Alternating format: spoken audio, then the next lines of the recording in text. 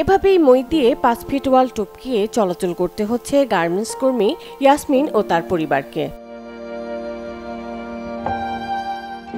গাজীপুরের কাশিমপুরে 1999 সালে 6 শতাংশ জমি কিনে বাড়ি তৈরি করে বসবাস শুরু করেন ইয়াসমিন ও আব্দুস সামাদ দম্পতি। কয়েক বছর আগে স্থানীয় প্রভাবশালী আহাদ আলামিন ওই জমি কিনে নেয়ার জন্য প্রস্তাব দেন, কিন্তু জমি বিক্রি না করায় কৌশলে বাড়ির চারদিকে সীমানা প্রাচীর করে চলাচলের রাস্তা বন্ধ করে অবরুদ্ধ করা হয়।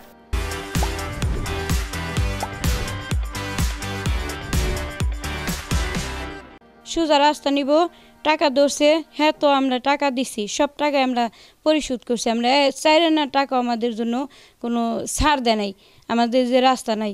তারপরও এই যে আটকানোর আগের দিন আমাদের কাছ থেকে 2000 করে টাকা নেওয়া হয়েছে এই রাস্তায় মাটি ফালানোর জন্য। এই 2 বছর ধরে আমাকে বাউন্ডারিতে বন্ধ করে দিচ্ছে, মনে করেন একবারে আয়না ঘর বানাইছে।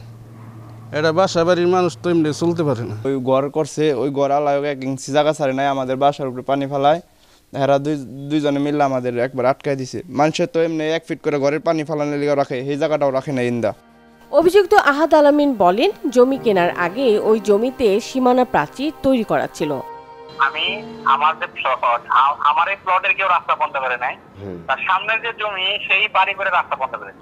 এ বিষয়ে গাজীপুর সিটি কর্পোরেশনের আঞ্চলিক কর্মকর্তা জানিয়েছেন, রাস্তার সমস্যা সমাধানের বিষয়ে কাজ করছেন তারা।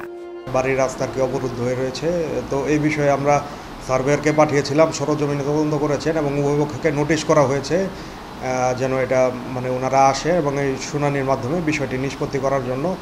দ্রুত অবরুদ্ধ অবস্থা থেকে মুক্তি পেতে সংশ্লিষ্ট কর্তৃপক্ষ প্রয়োজনীয় ব্যবস্থা নেবেন, এমনটির প্রত্যাশা ভুক্তভোগী পরিবারের সদস্যদের। Desk report, channel 24।